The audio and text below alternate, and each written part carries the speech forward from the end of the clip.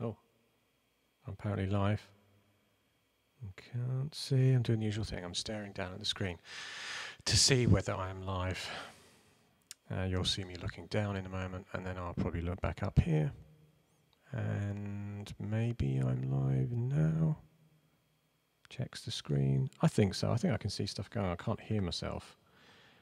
Let me click that. Yeah, I'm live.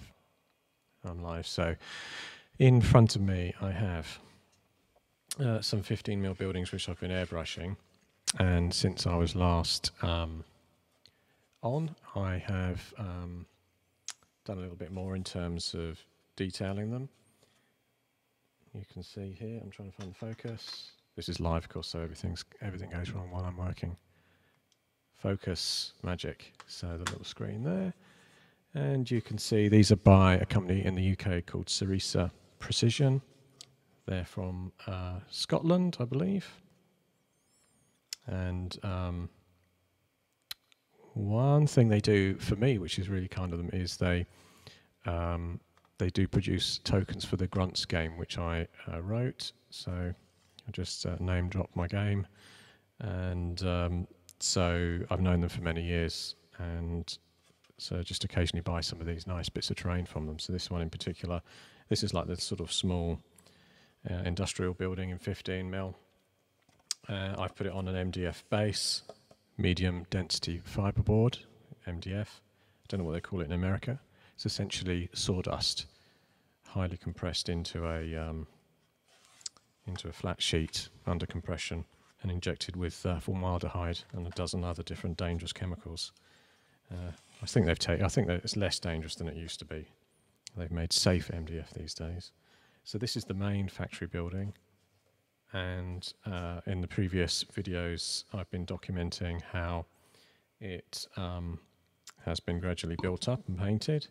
The kit itself from Sarrisa Precision, this top section which I'm pointing at here, that wasn't there. I've built this out of plastic card just to give it a flat area on the roof for models, essentially. So it could be a bit of a fire base to shoot down from an elevated position. And I also put extra detailing on using this plastic crochet matting, which you can see down here, which is available from all good stores, or just go to Amazon and look for crochet stitch plastic, I don't know what they call it, weave matting? Anyway, crochet mat.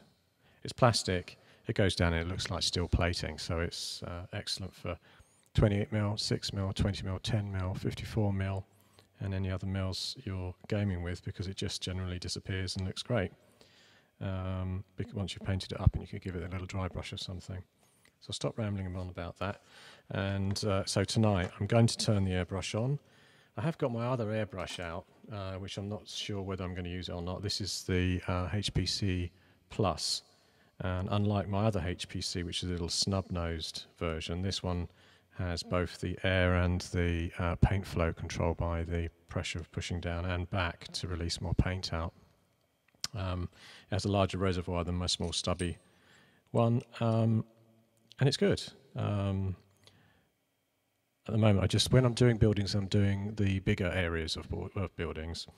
The little snub-nosed airbrush is a little bit handier. It's cheaper anyway, if you're looking into airbrushes, but it doesn't have the control of the pull back and the push down. All this has control of is the airflow with that button on the top. Now, the rear section in here does then control that paint flow by pulling the needle backwards and forwards, but it's a manual control, so you have to sort of do the manual job of setting it as you like. But that's kind of handy when you're doing a large building. You're just spraying over the whole thing. So this is the HP M1. It's a mini one. At 20 paces it will turn someone inside out, like the movie Men in Black, so don't use it near children. And I found it very handy for the large buildings. So I hope you don't mind while I'm doing this. I just generally talk about all this junk at the same time. It does delay rather the impending airbrushing, which means I've got to put my mask on, turn all the extractor fan on and everything. But yeah, that's the HPC M1, and it's been really reliable for me. Yes, that's enough about airbrushes. That's enough about me. So I'll switch down to this now. So presses a couple of buttons to try and make that happen. That one, switch, done. So hopefully any second now you'll see a slightly out of focus picture of the larger thing here. Okay. So pulling off the lid here, first of all I need to take off this section, which is that makeshift piece that I made, which I put some N-scale railway siding type plastic in there, just snipped it off roughly on the side. A couple of other details from Brigade models, and these are from the Scene in the UK. These are two metal details from Ground Zero Games stowage. And as you can see, I've had a sort of go airbrushing this. I haven't airbrushed the centre yet, that's still black. And I have airbrushed the details on around the side. You can see how subtle you can get with an airbrush as well. I mean, that's just me going on with a very thin coat of like a reddish brown, which I went along there with as well. But I haven't done any weathering or other details on there. And yeah, that's it. There's a little speaker there as well. I just added on as an extra detail. I don't know why. Kind of thought if the troops were sitting up here that they might have a sofa and a speaker while they were sort of whiling away the time. But that's that piece. And then the main frame down here, which was 3 sections, which I've reduced to 2 with that additional piece. I have put some corrugated iron on there, and it's just been sprayed brown. And I was going to give it a highlight up in a reddish colour to give it that kind of red oxide, raised steel joint, kind of T-bar metal, rusting away kind of look to it. And of course, I've also got to put the plastic in for the windows in the window sections. Oh, hello, Graham. Let me, because this is live, I'm rambling on. Where did you get all the shit? Did you say shit? Oh no, slat pieces from on the chimney. All of those are N-scale corrugated iron, there and there. That's N-scale corrugated iron. And then this is Ground Zero Games, 2 little metal bits from Ground Zero Games, some kind of thing of stowage thing, and something else. That's Ground Zero Games, a very small fan on the side. Ground Zero Games there too. Actually have a good voice tonight. I thought I was going to start losing it there, but it's okay. And then on this section, it's the N-scale plastic railroad spare leftover bit of corrugated iron. More of that bits and pieces from the cut-off sections from the cross-stitch or weaving-y thing that's the plastic in there. And this is a metal, this is etched brass metal down there. Floor painting, I think it's N-scale in etched brass. And I literally had it in my sort of bits box for probably 15 years from before I moved into this house. Always intended to use it, and I was just looking at this because of course it's all the wood here, and I just thought, how am I going to detail that up? And I thought, I'll use that. I cut that off. I cut it into the corner there as well. You can see I sort of fitted it, just snipped this brass bit. It's quite difficult to work with actually. It wouldn't go flat as well, but I twisted it around. The other problem you can see with it, which is an N-scale railway high quality model, I would notice straight away. The super glue underneath just sort of squeezes through when you base it, when you put it down. So you get some of that rough texture on there, but it's all lost really in the final model. And yeah, this is more Ground Zero Games. This is Plasticard's styrene strip, these long tubey bits. I'll show you that. I have stacks of this stuff, and when I was at the Sloot War Games show at the weekend, I bought some more.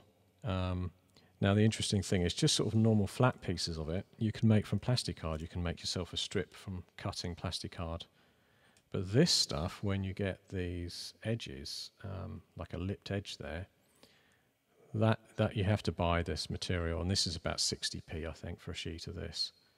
I didn't have that piece when I was building this. I only bought this at Saluta the weekend, but the benefit of having an edge, a right angle edge like that, is that you can trim all sorts of things up on these MDF buildings, or any buildings you're making. So if you're a home builder of this kind of stuff and you're not even using MDF, you're using some cartons or some other bits and pieces, buy a few sheets of strips of these styrene rod. I think that's what they call it, styrene. But buy the bits that are a bit interesting, like that right angles and things, and you can trim up edges and give things a kind of professional finish, which I didn't do on here. Apart from this stuff, of course, I did all that on there.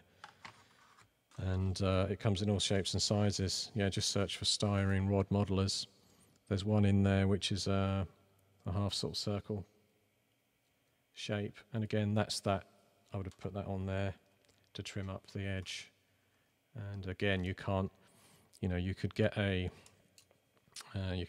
like a whole section of this, but then it would be impossible to cut in two. So best buy it already shaped like this, and then you can use these for anything. They do these in all sorts of fancy shapes. They do the I-bar, or in the UK known as an RSJ, or a raised steel joint. They do those as well in all scales, right up to 28mm and bigger.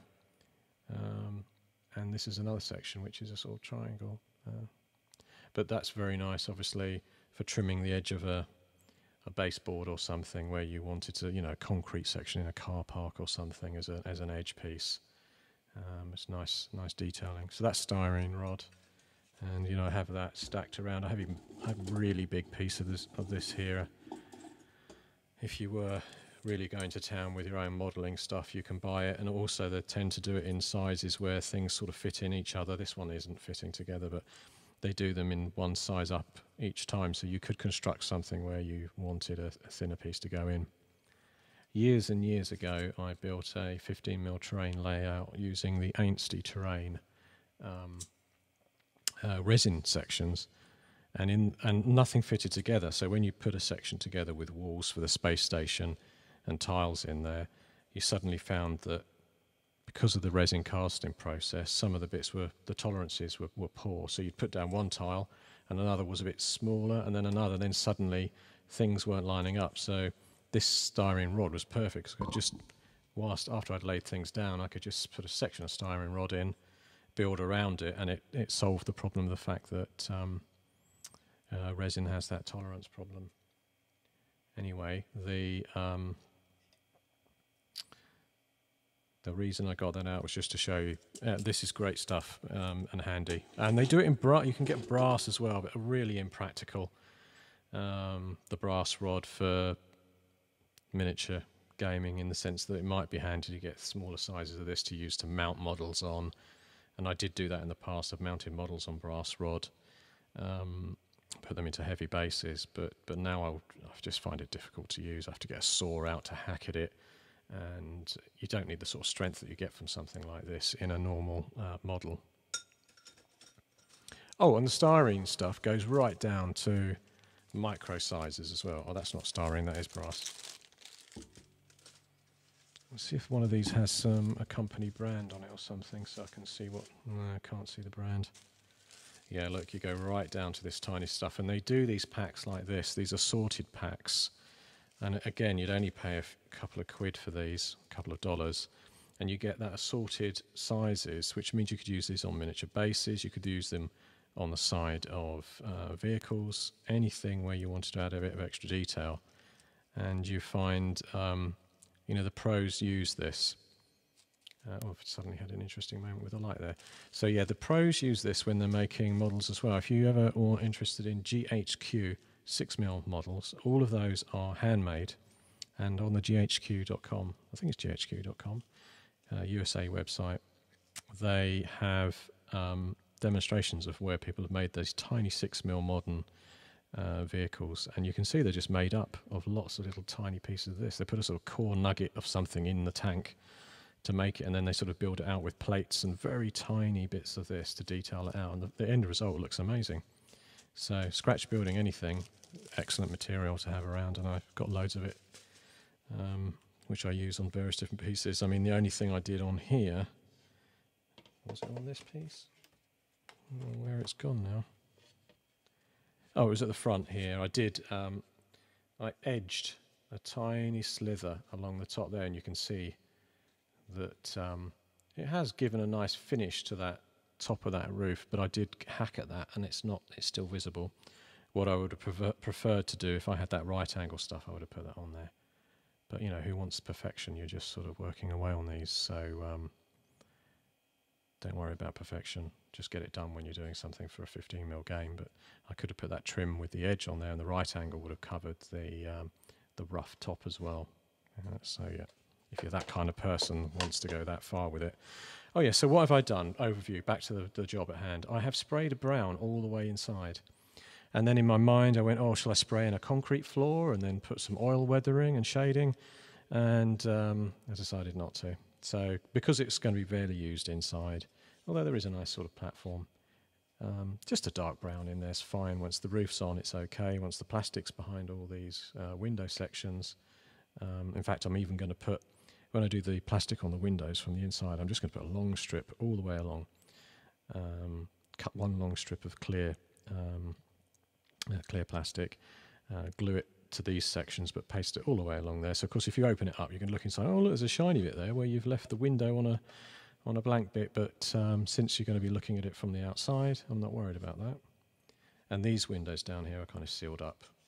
Plus, that's one of the reasons I sealed these sections, because I wouldn't be able to get in to do the glass the same as everything else here, unless I made it before I constructed it, which I haven't done. Too late. So right, so the airbrushing itself, you can see I've done brown or darker brown on these conduit exhausts. I've done a kind of a grey, sandy sort of colour all over the main areas. I did go on with a very thin brown, just sprayed into these edges, just to give it a little bit of extra detail. And I haven't done anything with those big doors or the small doors, other than they've had the prime sort of spray that's just fallen on them as I'm spraying. But you can see, perhaps here, you can see that I've probably been a bit heavy-handed, but you can see my spray mark underneath there, where I've put a kind of a brown stain from the airbrush. And you can also see that because I've been spraying in from this side, the airbrush has kind of given that hatch a kind of slight highlight, in the sense that the paint's coming from this angle. And yeah, as the paint's sprayed, it's highlighted this side a bit, which is fine by me. With things like that, I probably won't even paint that again. I might detail up a couple of bits on there, but what I'll do is put a wash over that of a brown ink or black ink or something, and it's done. Things that probably do need some detailing, like these little extra barrels and things, they would appreciate a bit of paint, because I'm probably not going to airbrush those. I'll probably, paint that kind of gas cylinder in one colour, like a blue, and then that maybe in a slightly different one, just because that'll be a final detail to add. Other things, like obviously the spray from the airbrush has gone over most of the areas on the building, and then it's gone on things like this fan extractor here and this piece of plastic strip that I put in. That was from an old Crow Models. Yeah, Old Crow Models did those sections for 6mm. It's kind of floor piping that he did. It's cast off. I just had an old piece of that in resin and stuck that on there, and then stuck the Ground Zero Games venti thing at the top. So what I was trying to say there is, since that's got the kind of colour of the building, and if you do look at buildings, not everything on a building is a bright different colour. On an old building, things tend to look quite neutral. So again, why go back to something like that and paint anything different on it? I could just leave it neutral like the rest of the building, and it's still a reasonable detail on show. And again, you can see I've sprayed inside that grille with the brown, so I've hit underneath with the brown, and I've hit there with the airbrush in brown, and I've probably pushed the airbrush really close to just get that brown into that vent. And again, doesn't need much more than that. It's quite quick to do. And of course, I've sprayed a sort of brown on these corrugated iron. I mean, that was so simple. The corrugated iron sections had the standard spray of the neutral colour on there, and then I just went on with this very fine brown, which was thinned down with the in fact I thinned it down with Mecca varnish, so it will have a slight gloss tint, but I put a lot of the Mecca varnish in and a little bit of a dark brown, which was this stuff, tank brown. And basically what you're seeing here is tank brown over everything, but thinned right down to almost so like an opaque. And that is how you get that, if I come back to here, when it's that opaque, when you're spraying it on, you have to sort of build it up. And you can see here that build up along the edge. I've just sprayed on one side and then just fanned it out from that edge, and it just gives it that sort of slightly,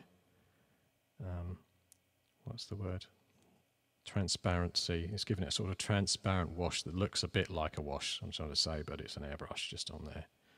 And you can see how accurate, even with an airbrush, some of that airbrush would have fallen on this edge here, but because I sort of focused it right in close, it looks like it's almost painted in there. And then I just went around those doors as well. Just varies up those flat surfaces, blasted into those two fans with it too. But keeping that same colour and using it over the whole airbrush, whole building, just keeps it all in a similar colour as well. So yeah, that was tank brown. I might have mixed some red in with it. I probably mixed a bit of red in with that tank brown for this sections. Probably not much though. Yeah, I definitely probably mixed in some of this light red on there when I did this the other day.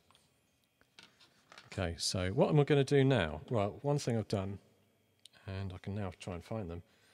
I had some plastic cards sitting around, so I made these, and these are obviously templates, masks, and so I'm going to, I won't stick them on there, I'll just hold this in my hand, whiz around, and I'm going to blast some dark grey into all the window areas, and I have a similar section I made for the doors, so that like on a door on here, I'll put that piece of plastic card down. I'll probably just lean it like that, put a thumb up there, and then airbrush the colour that I want in that door, and just rinse and repeat really, go and then put it around the other side onto the next door. Now really, with careful use of the airbrush, you could mostly avoid overspill from these anyway. I mean, I'm just going to lean that there when I spray it in. You'll get some overspill, but yeah, got to do that all the way around on the doors. There's another door on the back, on the top side there. I'm just reminding myself while I'm looking around it, to be fair.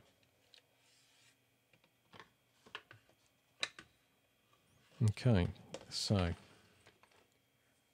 without further ado, I'm going to put my mask on and start airbrushing. What do I do with that blade there? Just try and get the blade out of the way. Don't want a blade. You know, it's a classic thing. This I really am a fan of the Swan Morton. I don't know where they're made in Sheffield, UK. Sheffield in the UK is famous for steel. I'm sure there's some areas in America the same. And they make these surgical blades, and these ones are available in all good hobby stores. But it's got a good quality to it, and I've used these for years. I did. I don't know, it's just a tip of mine again. I did used to use one like this. In fact, I've got a mini saw in it now. And the problem with this is, you can see it's had years of good use. Probably had it for about 25 years maybe.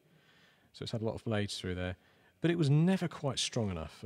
You know, you're twisting this round to try and get a good firm grip in there. But ultimately, I had some injuries with it, and it's pretty much been resigned now, apart from I've got a tiny saw blade which I use on some things on there.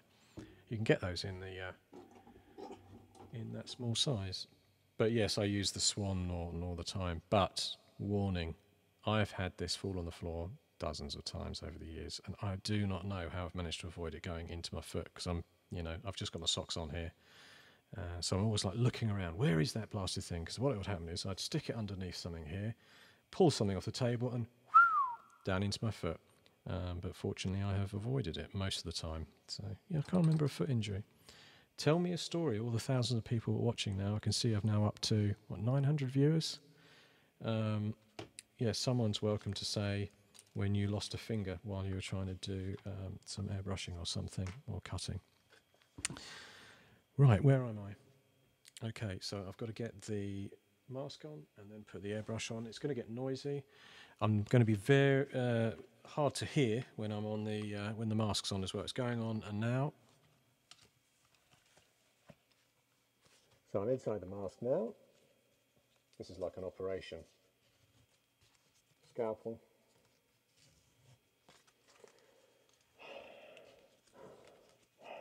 You don't need as big a mask as I've got here, but I don't like breathing in the fumes. So I'm now sort of in it. Problems with glasses malfunction, but yeah, I'm in, and I'm ready to do the fan.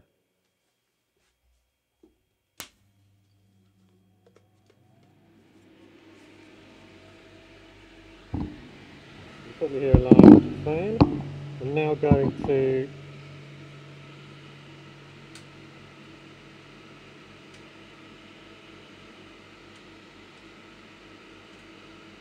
okay. Here I am.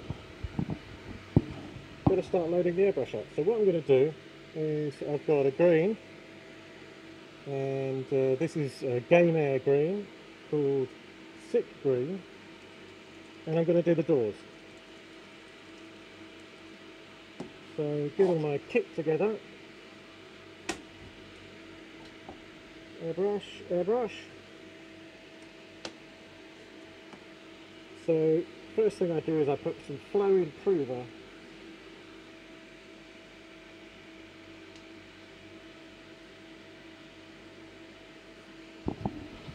try and do this in a way you can see it.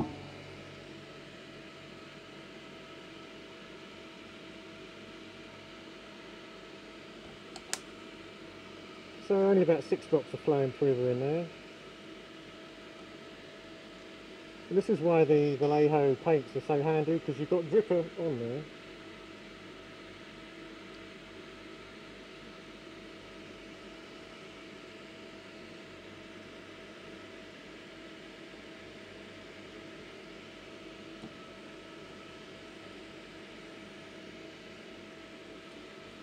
So what I would do is I add a little bit more.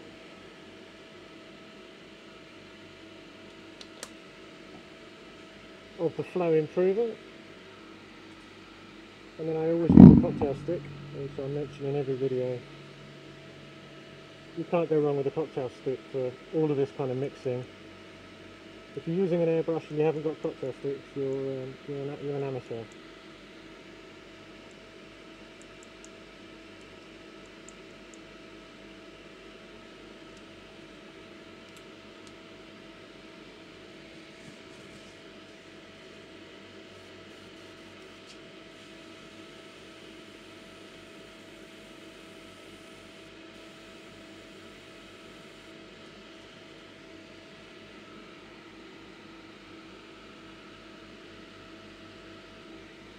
That might be better, you can probably see a bit more.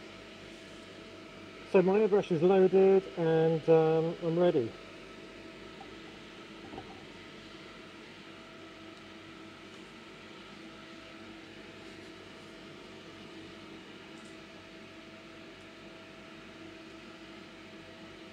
So I can use that mask.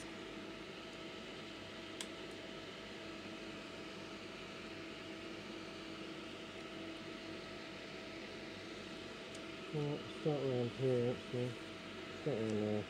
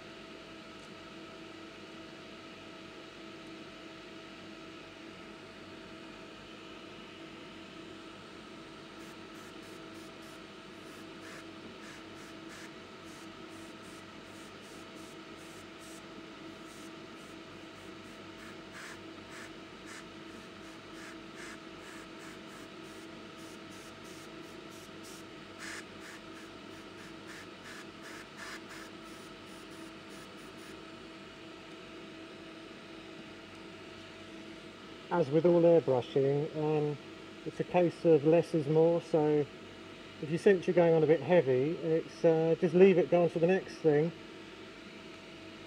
and then you can come back to it once it's dry.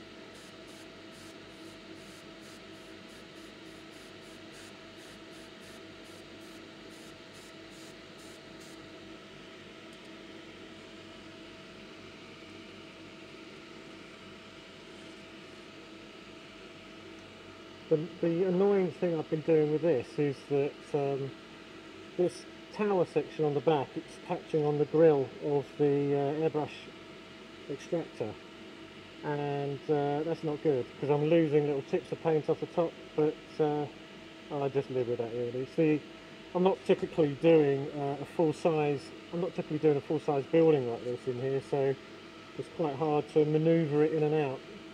So I've got another door there. So I can show you, you can just start at this really, you know.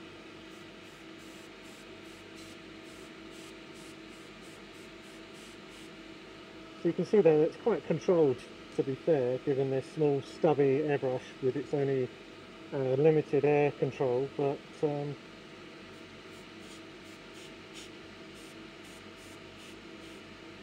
you don't have to use a mask like I was.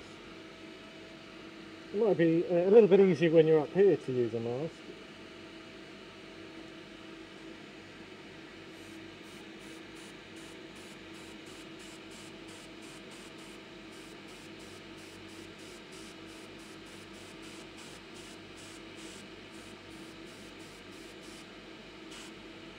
So I can see I've got some overspill underneath there, but that's not a big deal.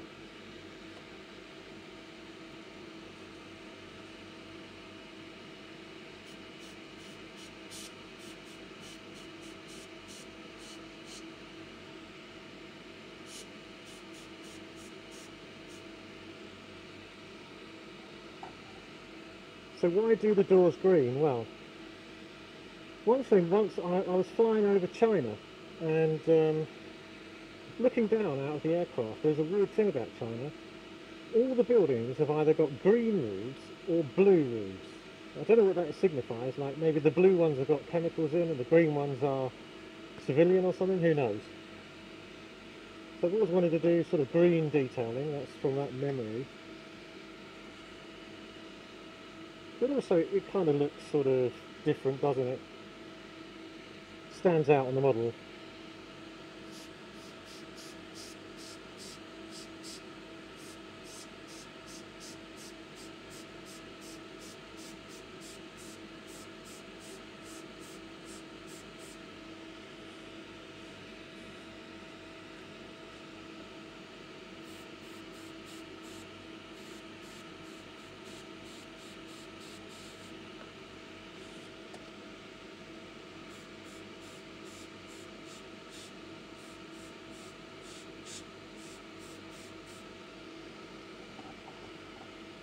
So I've decided I'm going to do, while I'm working on this, I think I'm going to do the main doors in a kind of a reddish colour.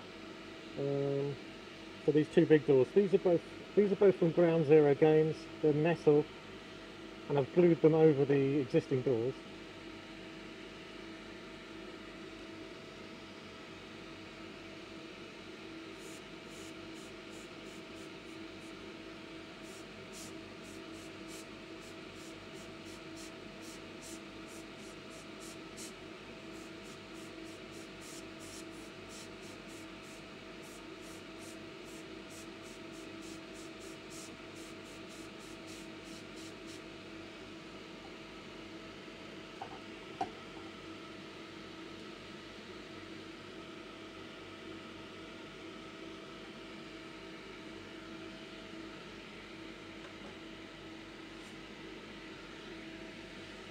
So since I've still got some green paint, you kind of say to yourself, what am I going to do with it? Shall I wash it away, or do I do something with it? So I'm going to do something with it.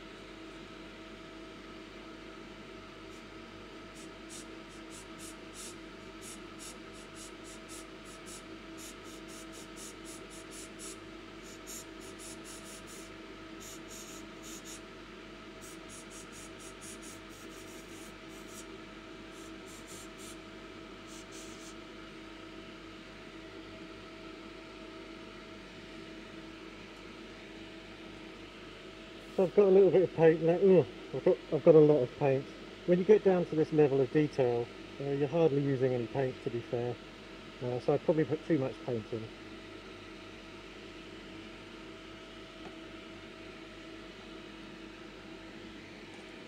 So I need to get that out.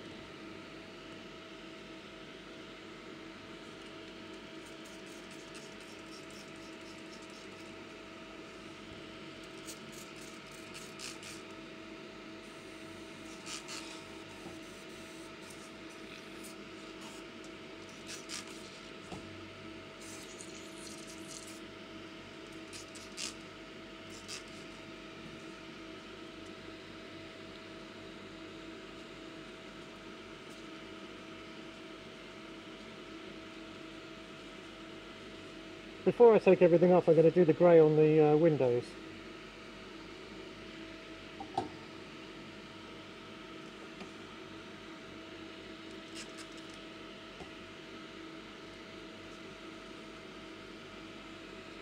Just cleaning off the old lid.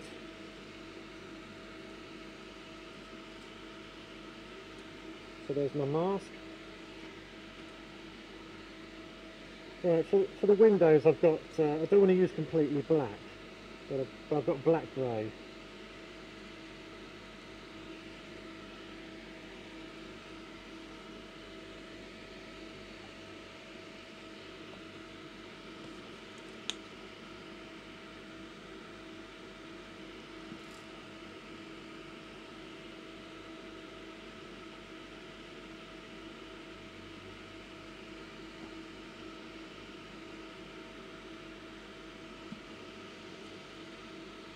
This could be an old wives' tale, but I like to drop the flow improver in first, and then a bit more afterwards, on the basis that it means that there's something thin going in first to sort of aid with flow.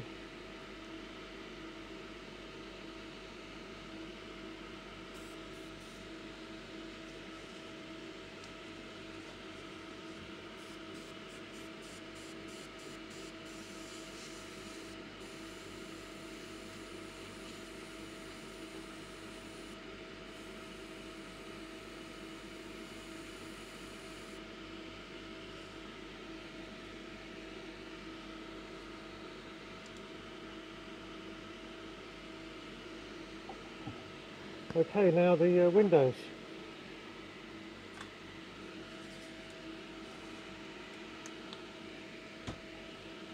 Get the junk out of the way.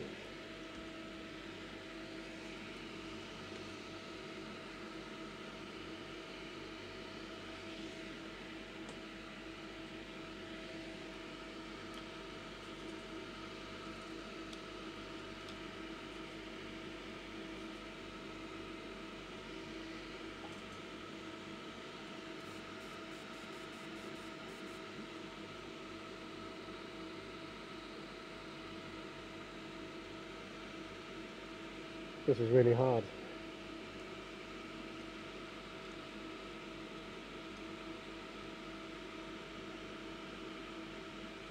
I got it.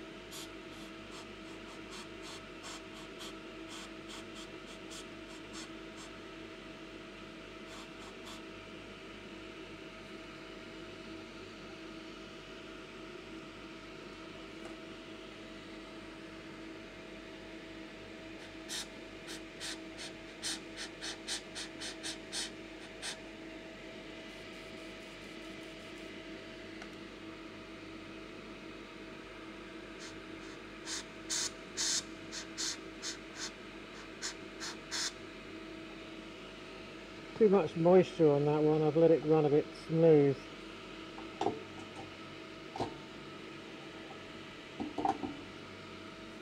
Also, you can see I've got overspray there, but that's not the end of the world. I can pick that out later.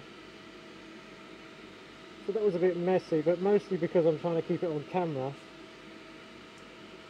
And I can paint that in by hand just to avoid any more hassle. And that overspray I'll tidy up later. But the windows have come out quite deep.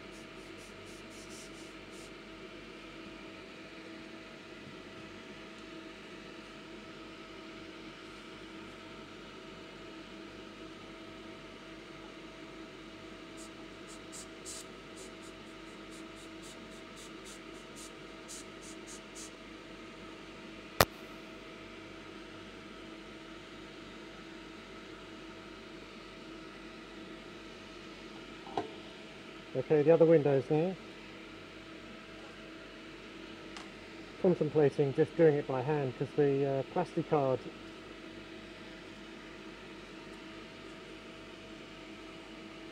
I might be able to do it. I might be able to do it.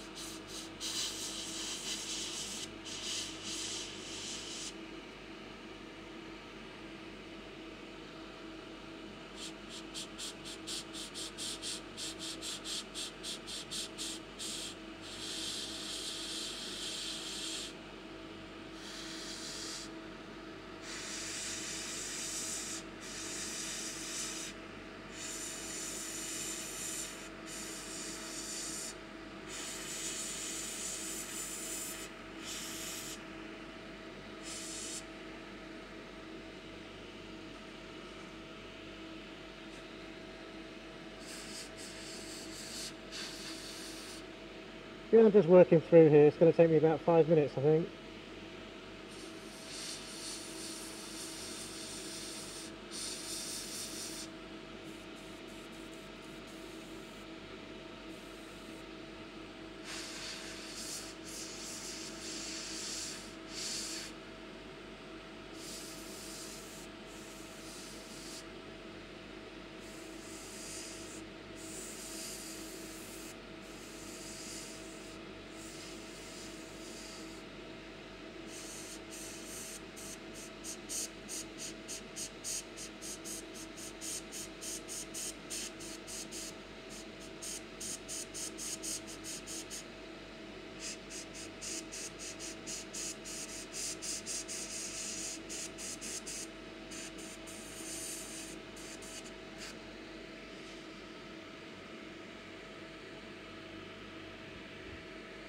Still got some paint in there.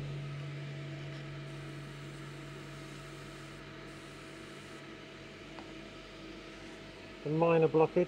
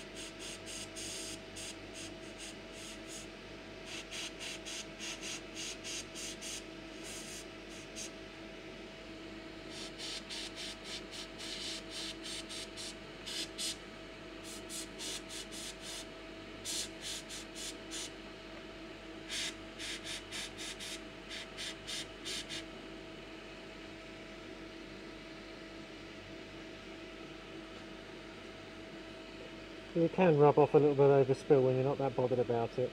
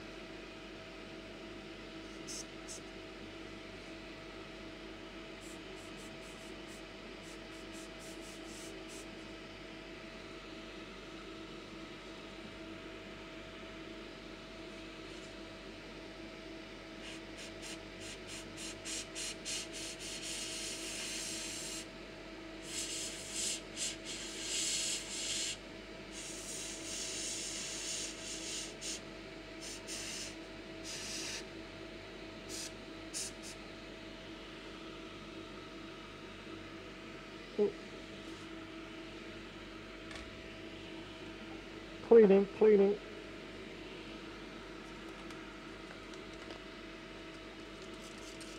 Oh, mess that up.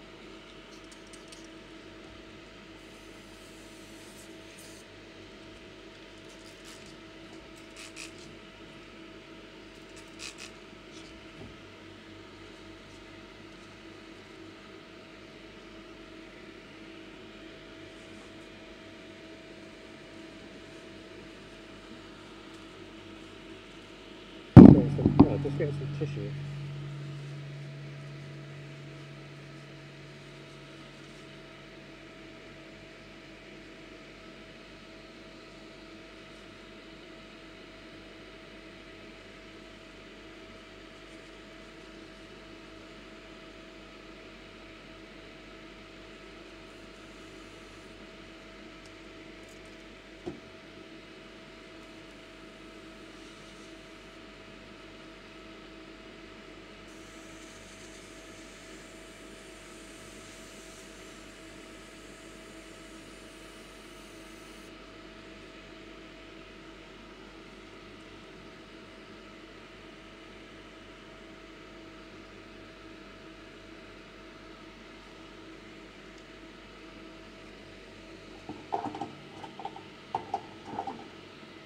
I'm about to take the mask off.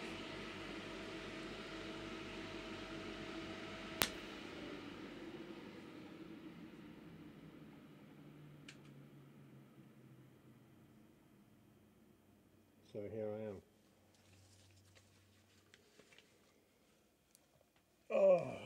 Oh my goodness. Yeah, I wear a pretty serious mask, but I can't stand getting the paint in my eyes and lungs and stuff. So bought this second hand off eBay years ago. Just check I'm still on the frame.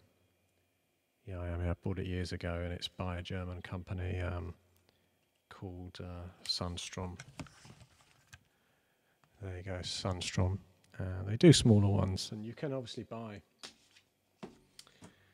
little masks. This, like these, but I find it gets in my eyes. I get sore eyes. In fact, I even sense it in my eyes, probably psychological, when I'm using this mask, because my glasses don't allow the seal to go in there perfectly. And the other thing is just wearing glasses generally when these are on. It's really hard work. But I have to wear glasses, I can't see. Yeah, just putting that down. Get my glasses back on. Glasses. Oh, they're slightly blurry now. Anyway, so I'm back together. Let's go down to have a look at what's happened.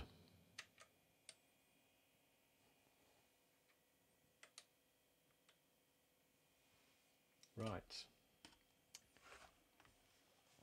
So I can zoom in now, and we'll be able to take a closer look at what's going on down there. I've nearly put my nose through some cardboard. Oh, yeah, I know what you mean. Yeah, cutting through things, through the cardboard. Yeah, filthy things these can be, but great for doing a job. Interesting thing now when I use this, of course, when you're, I don't know, any model that you happen to be holding on to, where you're sort of cutting away some flash. I've got to the point now, after years of 20 years of doing this, I'll actually cut towards me, and through some magic of steel-like skin, I often hit, even with a brand new blade, I'll hit, but I'll know the pressure. Don't know how it works, or it could just be, some magic power I've got. But after years of using these things, you do get used to using them even in a bad way, where you're not going away from yourself, you're kind of coming in because you want to get to a particular little bit to get a nub of metal off. Anyway, yeah, it's just an observation. Hands have become like metal or something. So here we have the model, and I'm going to zoom in so you can see my bad work. Now, so I've got a great excuse, I'm live. I'm trying to do it on camera and holding these massive bases, and in hindsight, probably could have done with doing the thing before I put them on a big wooden base. But anyway, there you go, it's all done now. I like to sort of keep it progressing. And yeah, you can see the green's gone on areas like the door. You can see this was a freehand section. I seem to have lost focus. Yeah, this was a freehand, and you can see I've sprayed underneath accidentally slightly. But you can see how close you can get in with that airbrush onto there without spraying everywhere else. And the same with that door. I didn't use a template on either of those, and both came out okay. You can see there's barrels I sprayed as well, and look, there's hardly any overspray on other sections, and what there is just kind of looks like a shadow anyway. So yeah, I've got another light I can put on here. I might do that.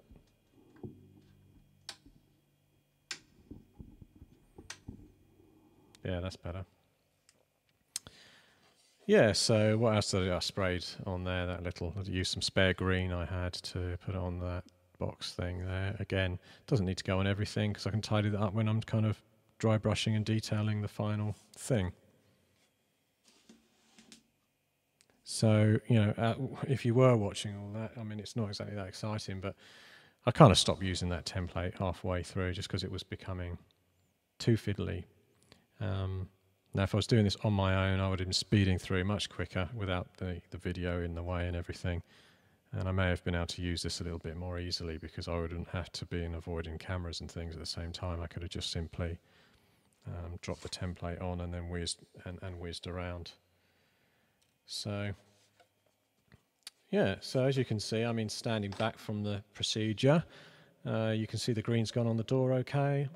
The dark grey that I used has gone into the windows and sort of darkened them off enough for my liking. I mean, I could have gone black in there, but I like the dark grey. Yeah, and when I put the plastic behind all of these, they'll have a little sheen about them that will look interesting. Why don't I do that now? I mean, not do the whole thing, I haven't got time tonight, but I could put a little bit of plastic behind. It's not giving you a very good impression at all. You can see it's sort of dulled it out, and yeah, it's a bit difficult to see because it's kind of nearly an opaque one, but you can see the effect on that centre piece of the plastic behind there. One with a, let's find another one that's maybe got some of those filled in panes that I've got on there.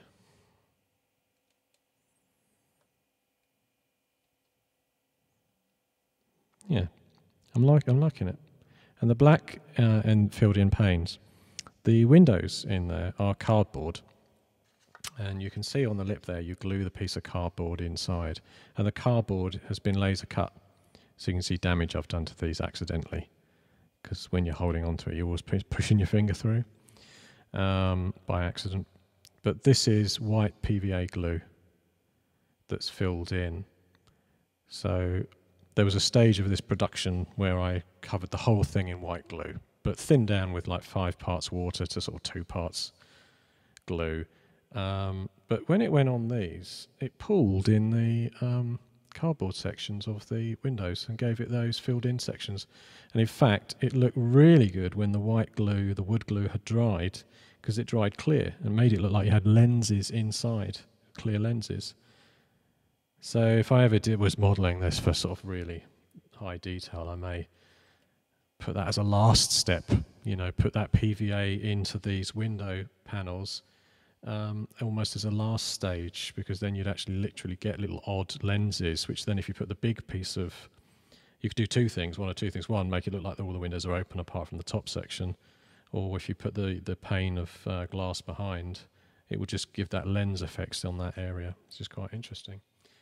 The doors, I mean, they all need a darkening with some paint, a wash, a dark green or something, and some weathering, but they're caught enough on there. They stand out enough to me. I'd say I was going to do these big doors in kind of a reddish colour here, and but the other doors are looking okay. That door up there, that fixes on,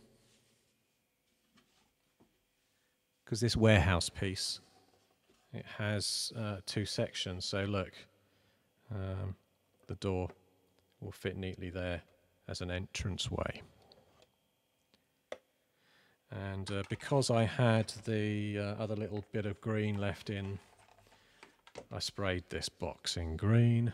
Looks like a British Telecom side of the street box. In fact, that's an N-scale electrical box for the side of an N-scale railway, and I've just glued it on there to look interesting. And I did that barrel. There's a barrel thing there from Ground Zero Games, a sort of stowage thing. Again, needs some weathering on there. So that was that pass, really. As you can see, it's relatively quick. I mean, it's slow because I'm rambling on, and I'm getting lots of cameras in the way of things as I'm working. But generally speaking, it's relatively quick once you've got an airbrush there. And you just got to be sensible and say to yourself, oh, right, I'm going to put some green in. Oh, I've got some leftover green. Go for it. I'll spray a barrel with the green. I'll do another random hatch door on the back of this one in green just to sort of finish off. And even when I had the darker colour, you may have not seen it because I may have been out of camera, but I was spraying into these sort of vent things as well with some darker colours, and I just decided to spray the grey on those barrels. At one stage, of course, when I've done all the detailing, which is about now actually, I'm not really going to do much more. What else have I got to do? Oh, those big doors. Yeah, the only last things I will spray are the two large doors on here, and I'm probably going to maybe spray either a metallic or some other colour on there, maybe a bluish tinge or something on these two big vents. And those are over the top of the two doors that were on this side. So essentially what I did is I glued two Ground Zero Games doors on this one, and then I put two vents, and those are from the scene in the UK. And tonight, obviously, yes, the other thing, I'm going to do a reddish tinge. So I'll use the same red that I'm going to put on the doors, just to go over really thinly on this to give it a kind of that red oxidey look. And I might do that as well on the metalwork around here, because it's looking a bit brown and woodish at the moment, and I'd rather that be a bit more red. And then I'll dry brush up with some silvering and things on there to make it look metallic that's rusted, or metallic that's been painted with red oxide to protect the metal. Yeah, so there it is. It's all sort of coming together, and that's it. I'm going to be done now. So switch over to me there. Right. So thanks very much for listening in. It's been a busy Thursday night, and the time is now 10:10, so I'm finishing. I've got work in the morning. I'll probably be back. I might be back tomorrow night because I want to see Hellboy, but a friend of mine hasn't booked it yet, and I'm not too worried if he doesn't do it, because I'll have a rest in the evening and maybe do another bit of work on this to try and finish it, because it's not really that much further to go. And that's it. So thanks then. Thanks for watching those that do, and I'll speak to you soon. Bye. Now I need to switch this off. Finds the button. Hi, just saw this. I really like the way that the PVC glue, yeah, it fills those things. That's fantastic. I discovered that randomly, so I've got no skill. So, yeah, I basically was just in the garden on a nice day about 2 weeks ago, and I put that glue on, and it started to pool. At first I thought, oh no, it's pooling. And then I went, oh, I might leave that, and it does look quite good. Yeah, so good idea. I wondered if it's intentional by the guys that make these, that they know maybe that glue will pool into them. I don't know. So I was just looking at all my gear. Sorry, I was looking down instead of the camera because I was reading what people are saying on there. But thanks for watching, and I'm ending the stream right now.